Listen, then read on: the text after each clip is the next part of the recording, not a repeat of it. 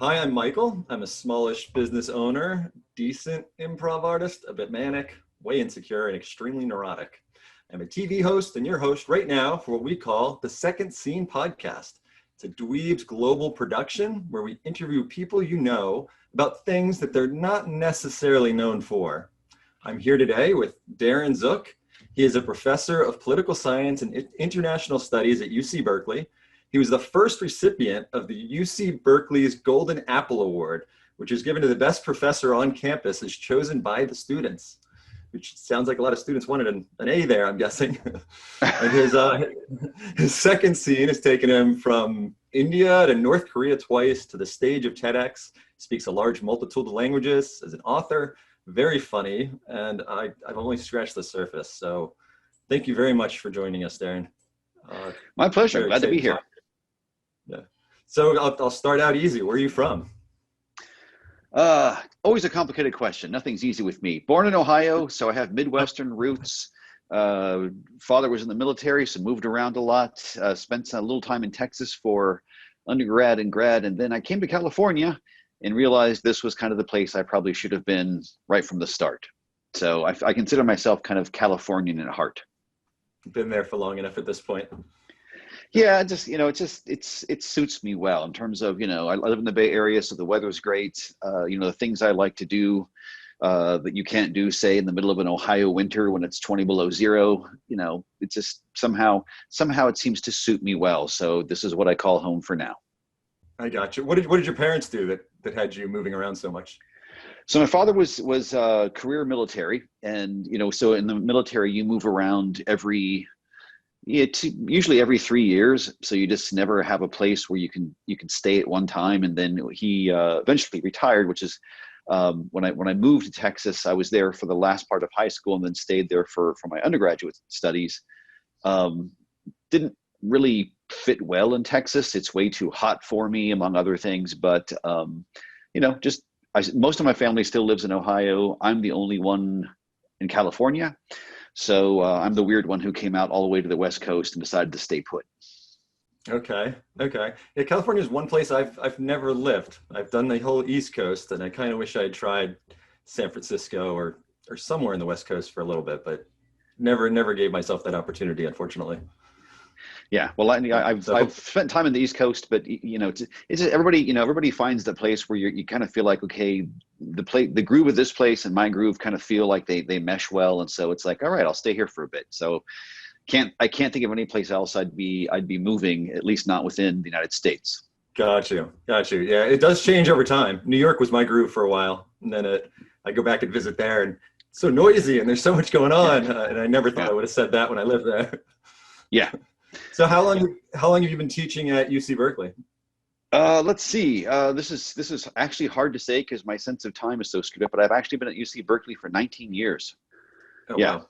I kind of feel like I'm still 19. That's why it's hard to say. But anyway, so yeah, 19 years. Well, that's a good thing. I wanna feel like I'm 19 all the time. What's kept you teaching? What do you enjoy about teaching the most? I mean, there are several things. I mean, I'm one of those, the lucky people that for some reason I knew when I was really even young, I just loved to learn. And I was, when you get to the point where you're thinking of, what do you want to do with your life? I'm like, is there a job where they teach you to learn new stuff? And it turns out there is. It's being a professor. And so it just seemed like a natural fit to me to want to go into higher education. I kind of feel like education is I often refer to education as the most powerful form of activism. So it's, for me, kind of being in this position and being in a classroom isn't just about, this is my job or something. I feel like, every day you're kind of fighting the good fight, and you've got these wonderful students who they're trying to find their way, and you hope you're helping them a little bit, maybe do that. And I will always admit I also learn from my students. And so I just kind of feel like I feel really lucky to have a job where I've never once woken up and said, I don't want to go to work today. That's pretty lucky. Yeah. So a lot of us take our second scenes because our first scenes aren't what we want to wake up and do every day. Yeah. What's up with this golden apple? How did this come to be? Well, the Golden Apple it's by the way, it's no longer an award at Berkeley because it was like many things at Berkeley, it became bogged down in politics, but at least the first year they had it, what was happening is, you know, the university has its own teaching awards, and, you know, students were kind of saying, you know, you're choosing all these people, and they, you know, we're not sure why they're being chosen, so maybe we want to choose one of our own. So it was a campus-wide vote. I had no idea that they even had invented this award. And then I got an email one day saying, you know, congratulations, you won the Golden Apple. You're the first recipient of the Golden Apple Award. And I was like, great, I have no idea what that is. And then they told me, and you just, you know, you have those moments where, you know, when you're teaching, you don't think about it. You don't think, you know, am I popular? You don't think, you know, how is it? You just do your best. And then suddenly somebody says, you know, you were chosen as the, you know, as the best professor on campus by the student body, and you're kind of like, wow, you know. So it was a wonderful experience, and you know, I'm still to this day, I'm kind of, it was just kind of that moment of maybe I'm doing something right, and that always feels good. Sounds like you have quite the reputation around online. So I know you're a big traveler. How do you encourage the students to get around the world? You know, it's so. If students can do so, I understand travel is something that not everyone can afford. I think it's you know, just a life building experience. Even if you can't travel internationally, just to kind of, you know, if you live in the Bay Area, spend some time in the Central Valley, just, you know, meet different people. If you can travel internationally, especially if you can go to a place, for instance, where the language that's spoken is not the language you speak as your native tongue, I think the challenge of being in just a total zone of discomfort and having to work your way towards comfort is something that everyone should have to experience, because it's just, it gives you so much appreciation for, you know, what other people go to. For instance, if they say move to the United States, you know, it's so easy to say, well, you know, learn English and assimilate. It's like, why don't you travel to Bolivia and see how easy it is, you know, if you don't know a word of Spanish and have no idea, you know, how Bolivia works, you know, things like that. So I always encourage them. I said, if you can do study abroad, you know, take a trip, anything like that, please do it. And if they can't, you know, I love to give them suggestions about how you can at least travel, you know, kind of using an interesting combination of Google Maps and a few other things where you can at least try to get an experience of what the world's like out there. But I do think, I mean, it's kind of transformed, or at least made me the person I am. So I always encourage others to do that as well. Yeah, no, I couldn't agree more. I love traveling and making myself uncomfortable. I showed up in Spain to surprise my wife. My wife's from Spain, and I got to the airport, and this was years ago. I didn't have a phone working, didn't know where I was, didn't know how to get anywhere. But the challenge of finding her father's house, it was, I enjoyed it. I enjoyed it. Yeah. And then you finally find it, and you're like, I did this. It was like a quest, you know? Completely. Oh, I was success. It was a success story in the end. So what courses do you teach at UC Berkeley right now? Well, that really depends on the semester. Let's see. I usually do a lot of region-based classes. You know, one of the reasons I travel, because I work in different areas, and so I've done classes on like Southeast Asia, South Asia, what's called Northeast Asia, which is kind of, you know, China, Japan, South Korea, North Korea, that kind of stuff. I'm doing a new class called the Nordic lands in the spring semester. I also do stuff on international law and human rights. And let's see, did a class, again, ran into the great politics of the university, taught a class for a while called The Politics of Music, which was really great fun. But, you know, for reasons I won't go into, I haven't taught it in a while. But at some point, I'm hoping to turn it into a book, or, you know, who knows, maybe a Netflix series or something. We'll see how that goes.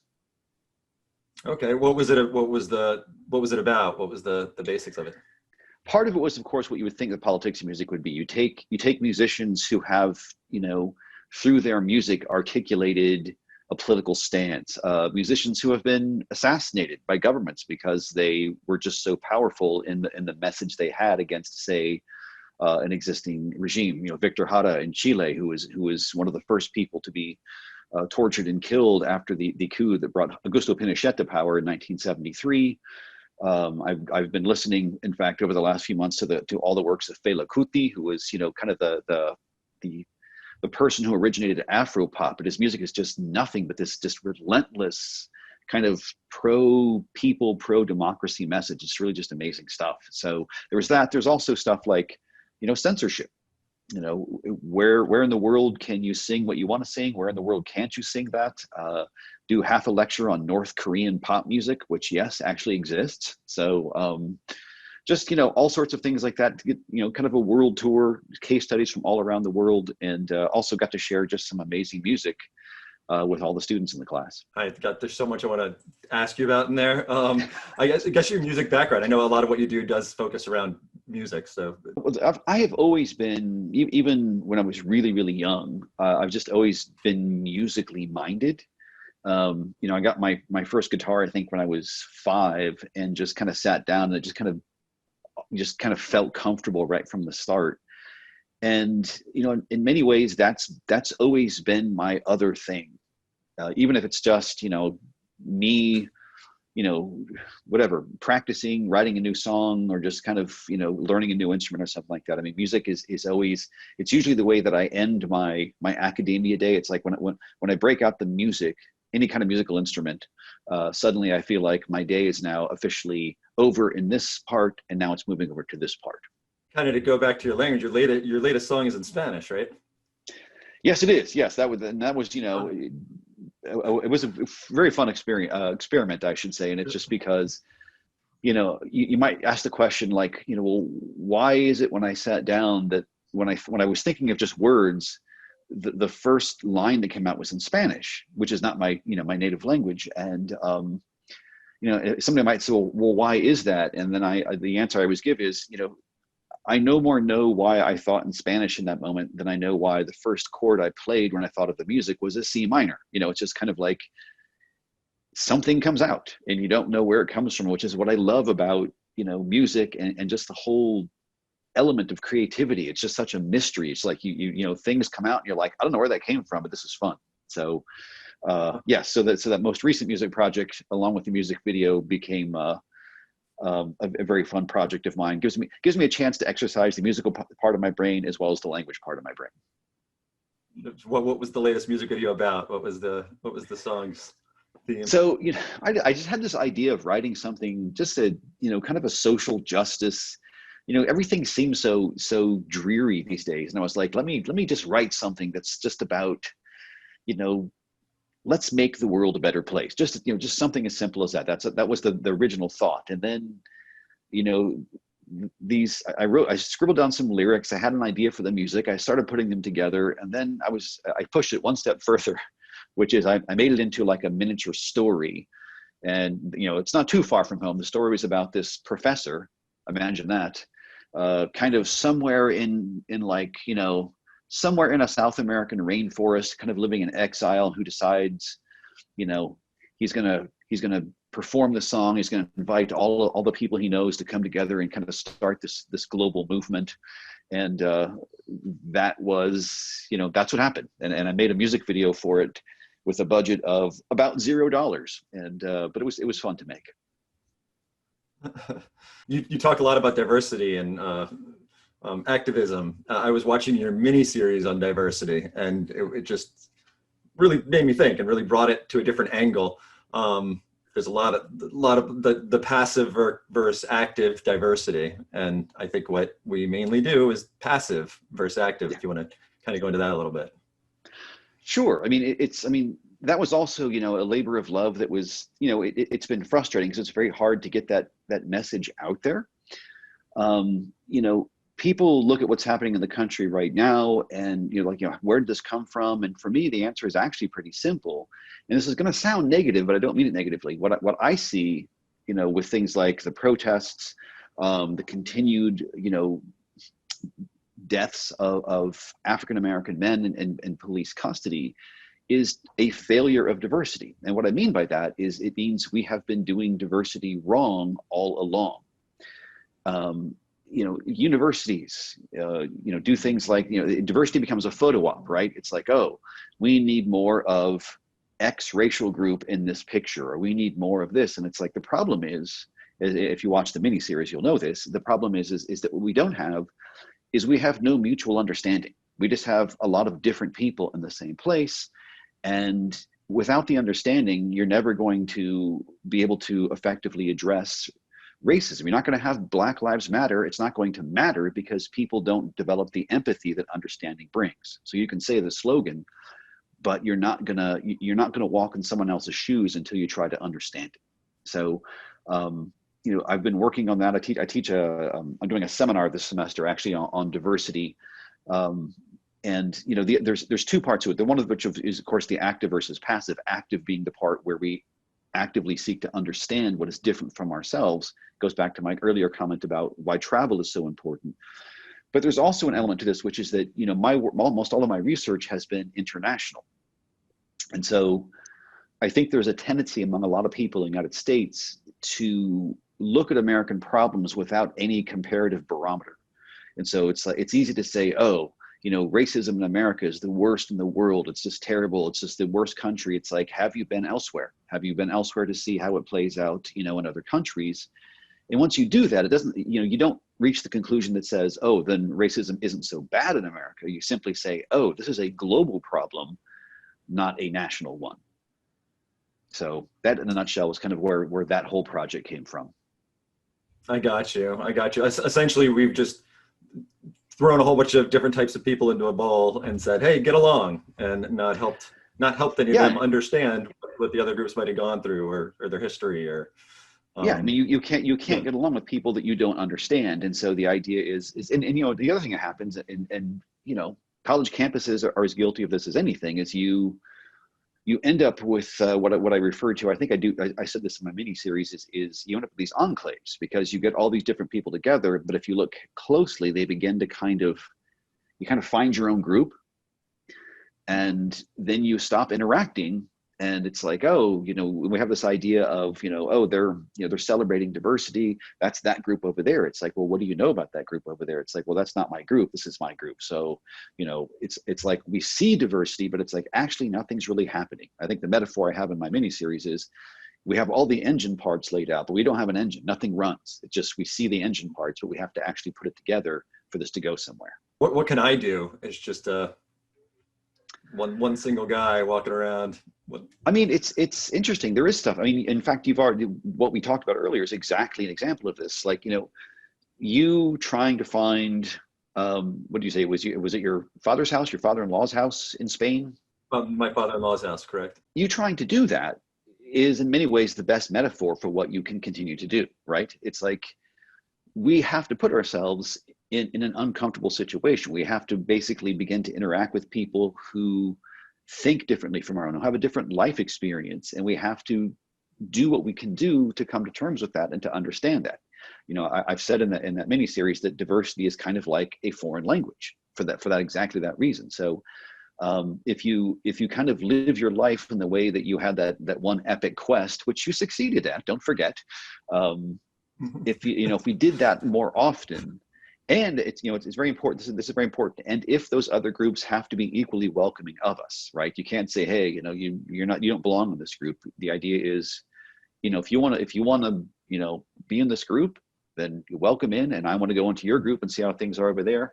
If we did more of that, as opposed to more, posing for pictures that represent diversity, I don't think we'd have, what happened to George Floyd. I don't think we'd have riots all over the country right now. I don't think we'd have any of that, because we'd be spending our time, getting along. I don't know if I'm right or wrong about this, but sometimes I feel like a lot of us sit back and we just assume, oh, they don't want me in their group. Like that's a group I don't belong, or they wouldn't want me to be a part of it. And I'm sure it's a wrong assumption often, but no, actually it's a right assumption, but it's a right assumption because, again, that's where diversity has failed, right? We have that mistrust. You have these groups that are like, wait a minute, I don't know if I want you in my group. I've had students, a handful of students who have either taken my class or I've just spoken with, who have tried this and have, come to my office hours or just sent me an email and said, it's been very disillusioning because, I really have always, all my life, I've wanted to, I love this kind of music, or I've loved this. And then I went to that group and they said, hey, find your own kind, you're not welcome here. And, so both sides of the equation are the ones who are failing diversity. It's like, we have to kind of go in search of what's different from us, but other people have to be at least open to that, receptive to it. And I think they would be if we had been approaching diversity differently right from the start. Unfortunately, it's a byproduct of this idea that the diversity is the simultaneous separate existence of different identity groups, as opposed to this idea of the kind of, constructive understanding of difference between ourselves. Yeah, it's such a poignant subject right now. Another part of the video you talked about fixing ignorance. And I guess I have two questions off of that one. How do I know if I'm ignorant? And then how do I fix somebody if I know they're ignorant?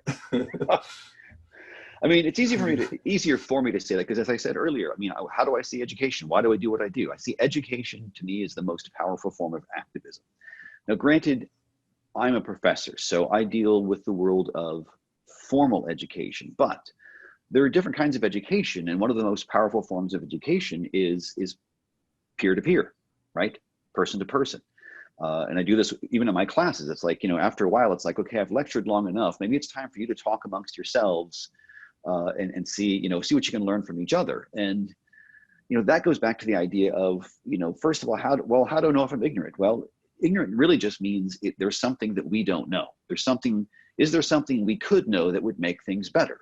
And, anything we can understand about what separates us, is one more barrier that's basically dissolved through knowledge. And so, it's the art of learning how to understand what we don't know, and also learning how to listen. If you look at these, the images of the protests and the counter protests, what do you see? You see people who are doing nothing but shouting at each other. Right? There is zero dialogue. It's basically, you're wrong, no, you're wrong, no, you're wrong. And there's this point where it's like, you know what, maybe we should stop shouting. Maybe we should kind of step back and say, you know what, I'm willing to listen. If you're willing to listen in return, after you talk to me, I'll talk to you.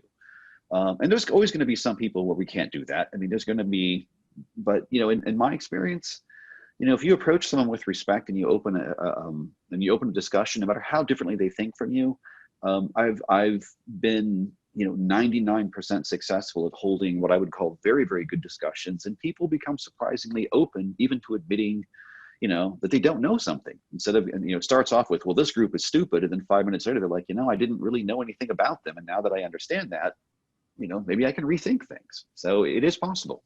Gotcha. Yeah, it's a shame that so much of it, though, is what we see. It's just butting heads, and it's people thinking they know everything and have nothing to learn or get from the other side of the other person.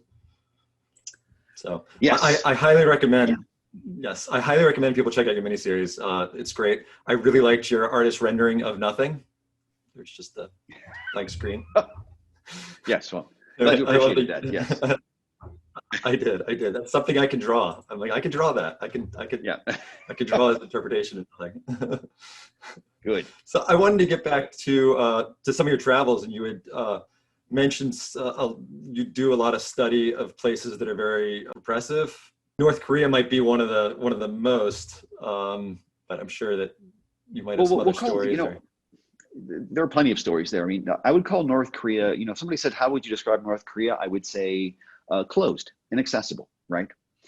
And one of the reasons I went to North Korea is, obviously there's just that, I mean, I do work, I do research in Asia, and of course there's a point where you're like, okay, I've been South Korea, China, Taiwan, Japan, what's going on in North Korea? And there's a whole cottage industry of people who write about North Korea, and we have all these ideas of what North Korea is. And I was like, you know what, I just need to go.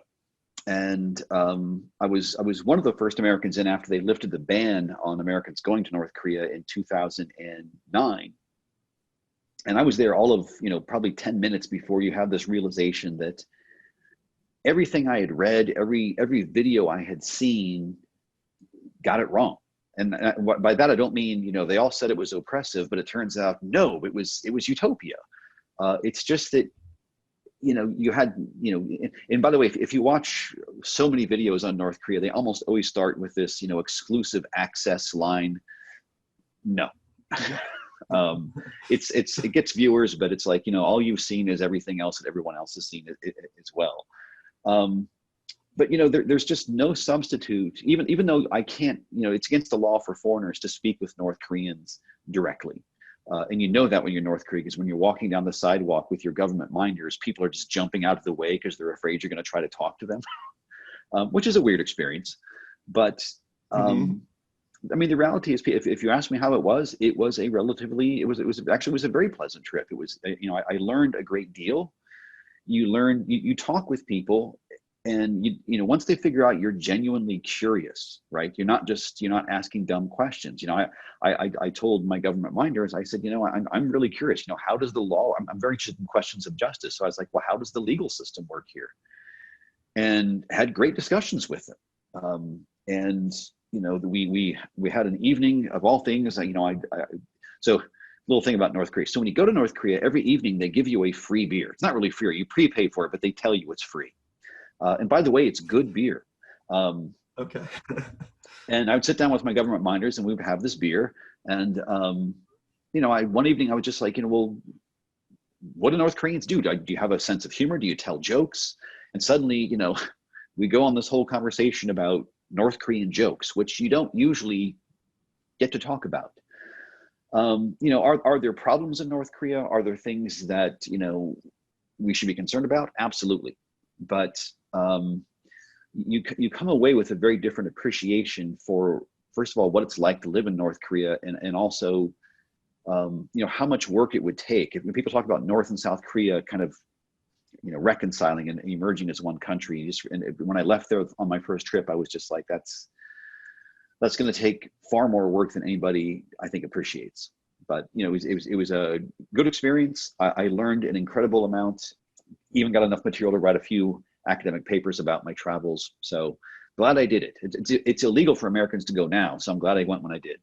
You've traveled a lot. Are there any other places that we wouldn't think of that are similar to North Korea in that way, or that are similar to North Korea in that way? Let's see. I mean, North Korea is definitely in its own category. There's no place I have been like being in North Korea. That's, you know, so I can't compare that to anything.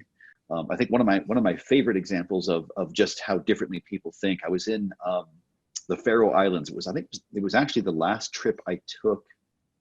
Yeah, before the pandemic hit, I was in the Faroe Islands on my way to Greenland, and just had this moment. I was happened to be talking with an Australian diplomat, and I was just kind of looking around, and I just had a moment. I was like, I could live here, you know, and usually I love visiting places, but I was like, this is a special place and I could live here. And as I was thinking that in the Faroe Islands, this Australian diplomat just looks at me and he goes, "Oh, who would live here?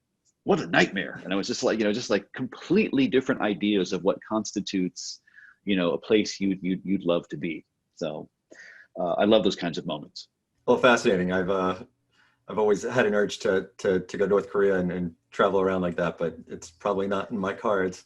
Yeah, And here's one unexpected thing about North Korea. It's in terms of environment, it's beautiful because it's so much of it is undeveloped that you just get beautiful green countryside. It's pretty amazing. Yeah, and at night you can see the stars. I'm assuming there's not a lot of light pollution either. That is exactly correct. Yes. I was watching on your website. I was surfing around, and I really liked your video about the peace sign and semaphores. I didn't completely grasp what a semaphore was, but is YMCA the song? Are those semaphores or? That's I don't think that's a great question. I think YMCA is not truly a semaphore because what they're actually doing is trying to spell out the letters. Like, isn't it like YMC? I think so, yeah. Something. So they're trying to spell out the English letters. Semaphore is the language that was invented for communication over a distance, which it's usually by sea, where it's, you know, before we had, you know, smartphones and things. If you were a ship that was, you know, say a certain distance offshore and you were trying to communicate with someone on land, and you at least had a pair of, say, binoculars or a you know, magnifying glass, or a telescope, I should say. Basically, you had flags that would accentuate your movements, and then the entire alphabet, letters and numbers, was basically a series of poses, right? And so it's like Morse code. If you knew, every sailor had to know it. So, you know, if the person was saying, you know, rocky seas, you can't land here, then you didn't get too close to shore and you turned around or something like that. So that was where semaphore came from. And it just, I don't know why, but the person who invented the peace sign, at least the peace sign that we know of with the circle and the line, that's just an abstraction, as I said in the video, of the two letters N and D, which stood for nuclear disarmament. And that's how we got to the peace sign as we know it. So I'm glad you watched that, but I found that really, really fascinating that I had no idea that's where it came from until I started doing some research on it. No, it was very fascinating. I enjoyed that. I was semaphores. I wonder. It's like a whole body sign language, yeah, in a way. You see people do sign language; they get pretty animated. I'd imagine if you're doing it a lot. I don't know. Yeah, I'm not sure if there's like super animated semaphore. I'm not sure that would go over well in like the naval or ship environment, but I suppose it could happen. I see a sport in the making. It could be exactly full contact semaphore. But as I said earlier, I'm just interested in language. And for instance, I was in the Canary Islands and came across because it's a challenge. How do you communicate across a distance versus one-on-one? And so the Canary Islands has a very interesting language that consists only of whistles, which is basically their version of semaphore, because you have 7 different islands and some of them are quite mountainous. And so if you wanted to translate a message across an island, there were certain whistles that were basically translations of phrases. And so you'd go to a ridge, you'd whistle, it would carry to the person who heard it here, then it would go to this ridge, and then it would go to this ridge. And it's dying out, but it was a special whistling language that basically served the same role as semaphore. Oh, wow. Wow. Is this a language you learned any of? No, I was not in the Canary Islands long enough to learn it, but there's only apparently just a handful of people left who still know how to do it. So I hope somebody, I've not come across a documentary about it, but I hope somebody at least, finds a way to preserve that. So if it is totally lost, we have some idea of what it was. Since you brought us back to languages, I'm going to go back to it a little bit. If, per se, you did speak a lot of languages, do you have a technique that would have helped you learn all of these languages, or do you just have an insanely quick mind? An insanely quick mind. I don't think that's it, but I can grasp underlying patterns, because that's what language is. That's what math and that's what music is all about, is just discerning the underlying patterns, being able to hear a song and saying, okay, this is in 4/4, it's in this key, and I know this chord progression because it's going to follow something. And then, languages are like that. It's like, okay, I know this construction, I know how to say this in this language, it works, So my technique has always been to look for patterns. And once you see the pattern, things like, I think when people approach languages, it's easy to get just bogged down on how much stuff is being thrown at you. It's like, you start trying to memorize things versus understanding their pattern.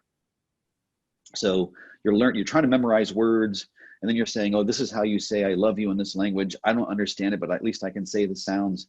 If you step back and say, there's a pattern here, and let me look for that first. And once you get the pattern of a language or the rhythm of a language, vocabulary is just like, adding numbers in math, right? It's just like, there's just going to be more numbers. And so learning, I think discerning patterns is for me the best way to just sit down and look at a language, because once you understand the underlying structure, everything else is just stuff you add on top of it. So it's just like, if you're a musician, if you are great on guitar, piano is not that hard to learn, because it's like, okay, I know how to make chords. I know what chords are. So I just have to figure out how to translate it from, this to this. Language works the same way. I got you. It makes a lot of sense. And you keep bringing it back to music. And the more I've been reading, the more I've learned music at a young age really shapes your brain to be able to do math and language and almost anything else. You can think of music like a language. It's a form of communication. It's funny how if you don't play an instrument, it's harder to appreciate. But if you watch someone, playing guitar, for instance, whether it's flamenco or a classical or just a lead guitar player in a heavy metal band, watch their facial expressions, because you can see that they're trying to find notes that actually say what they're feeling. So it's that's where, because I've had people say, why are their faces always so contorted when they're playing and things? It's like, if you play an instrument, you get it, because you're trying, what you've got is a piece of metal that you have your finger on, and you're trying to give it feeling like it's talking. And you know, once you understand that and you watch people play, you can understand why music is itself a language. Well, I have to say thank you. This was a super interesting interview. I had a lot of fun researching you and watching your videos. So well, I'm glad you did. I'm out. glad you found that stuff. I actually have never Googled myself. I just can't bring myself to do it. So I'm always amused when other people do. And this has been great fun. I appreciate you taking it. This has been great fun. So thanks so much for having me here. Thank you for sharing your stories, Darren. It has been a tornado of topics and discussions. Check out Professor Darren Zook at dczook.com. And don't miss his FAQ page, because it had me crying in funnies on the floor. So please go read it. And if you want more no-nonsense advice or free one-on-one mentorship in any area, from resume writing to your mental health, send us a contact request at dweebsglobal.org, and we will pair you with a mentor. Tune in next Tuesday for an interview with a man you know as an award-winning screenwriter and author, but whose second scene is in training jiu-jitsu and coaching wrestling. So I will see you all next week on the Second Scene podcast. And scene.